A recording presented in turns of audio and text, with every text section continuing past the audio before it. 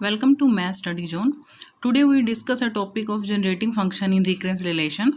तो first of all देखिए हम इसकी डेफिनेशन देख लेते हैं कि let us consider a sequence a naught a one up to a n of real number.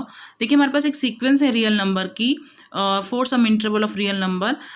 तो हमारे पास जो टी है whose value is t is given by the function. तो उसका जो वैल्यू टी है वो एक फंक्शन के अकॉर्डिंग गिवन होंगी g t that is a naught a one t plus a square t a n T.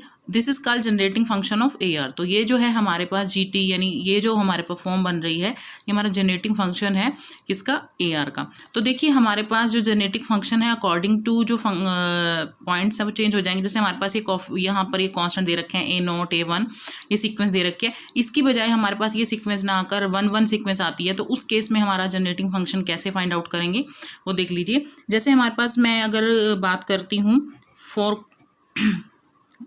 Constant है मेरे पास 1 1 1 इस तरह की कोई सीक्वेंस है.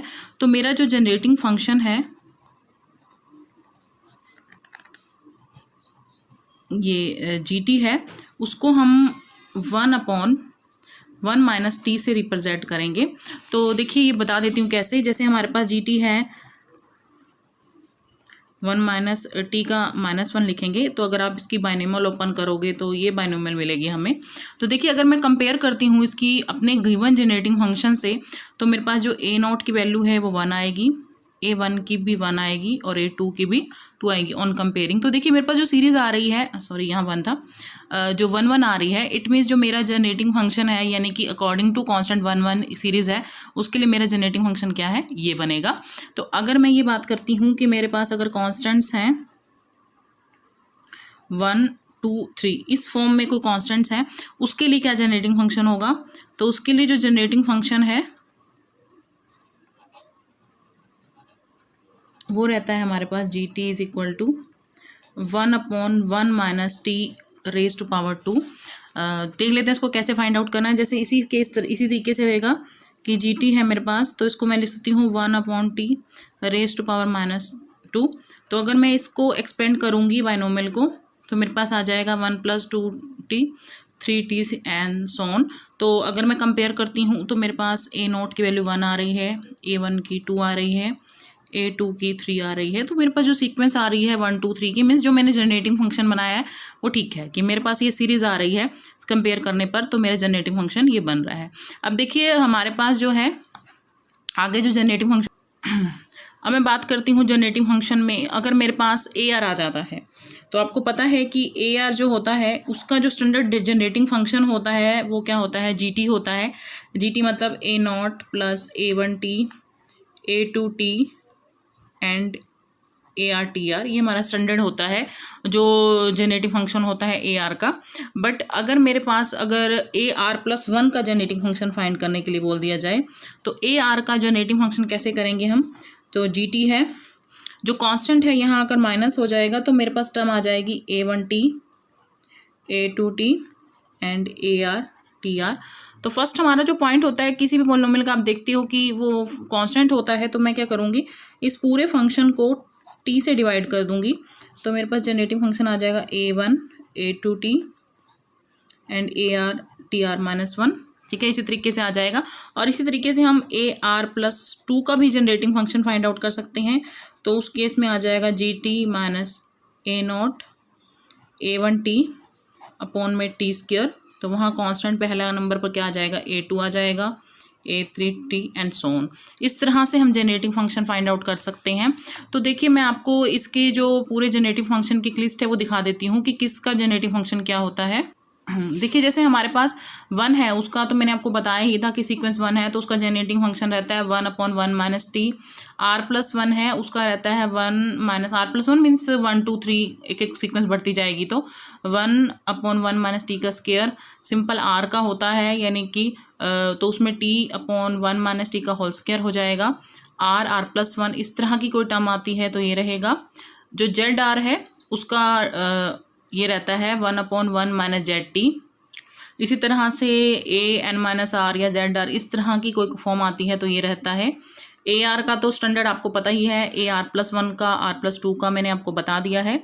ये हमारे जर्नल जो है ये हमारे जनरेटिव फंक्शन की लिस्ट है पूरी कि ये इसका जनरेटिंग फंक्शन ये रहता है। तो इससे रिलेटेड हम एक प्रॉब्लम देख लेते हैं। देखिए हमारे पास है प्रॉब्लम है हमारे पास, फाइंड द या solve the recurrence relation. Relation हमारे पास है AR+2 3AR+1 plus of 2AR। देखिए आपको ये करना है बाय जनरेटिंग मेथड, जनरेटिंग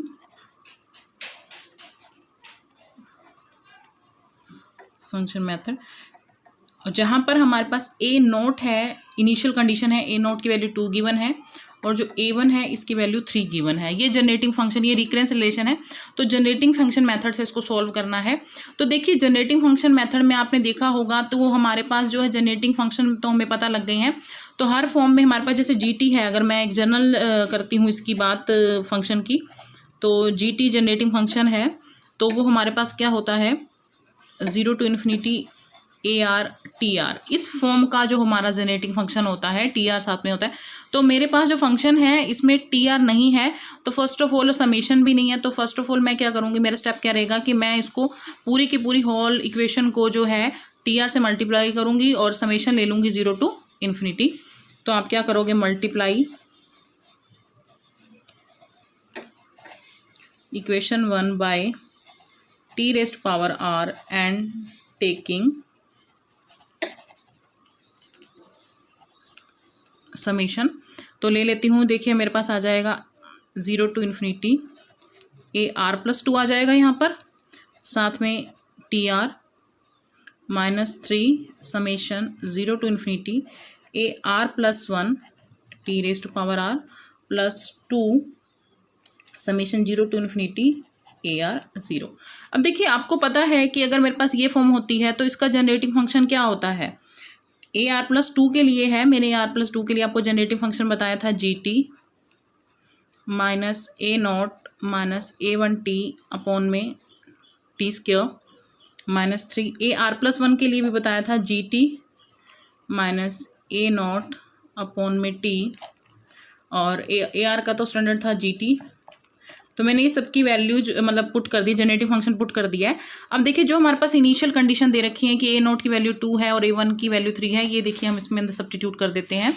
तो मेरे पास क्या था कि A0 जो है इसकी वैल्यू मेरे पास 2 है और A1 है इसकी वैल्यू 3 है। तो मैं कर रही हूँ, मेरे पास था GT माइनस A0 यानी 2, A1 यानी 3T अपॉन T² माइनस 3 था GT, A0 फिर से 2 आ जाएगा upon T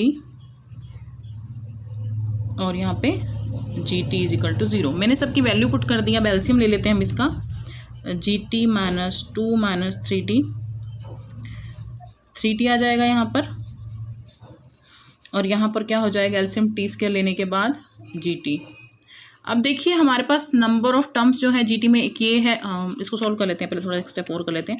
GT minus 3T minus, जैसे मैं करूँगी ये आ जाएगा 3T GT और माइनस माइनस क्या हो जाएगा प्लस 2T² GT। अब देखिए एक ये टर्म GT में है, एक ये है, यानी हमारे पास 3 नंबर ऑफ, तो मैं इसमें से GT कॉमन ले सकती हूँ। तो यहाँ आ जाएगा 1, यहाँ माइनस ऑफ 3T, यहाँ 2T² प्लस में मेरे पास आ गया है, देखिए 6T था यहाँ पर प्लस का, तो 6T माइनस 3T यानी कि 3T हो जाएगा, और यहाँ माइनस जो है यहाँ पर क्या हो जाएगा, माइनस का 2 है इक्वल टू 0,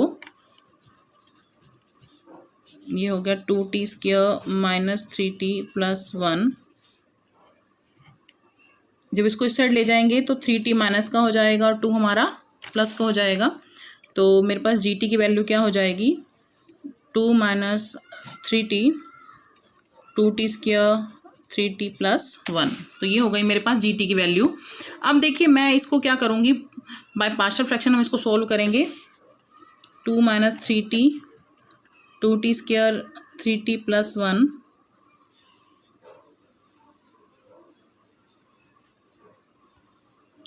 तो जैसे हम इसे सॉल्व करते हैं देखिए हमारे पास आ जाएगा, मैं इसको सॉल्व करूँगी तो 2T माइनस 1 और T माइनस 1 आ जाएगा। देखिए आप क्या करना है, इन दोनों में से माइनस कॉमन ले लोगे तो मेरे पास जो फॉर्म बनेगी 1 माइनस टी और 1 माइनस 2t हो जाएगा।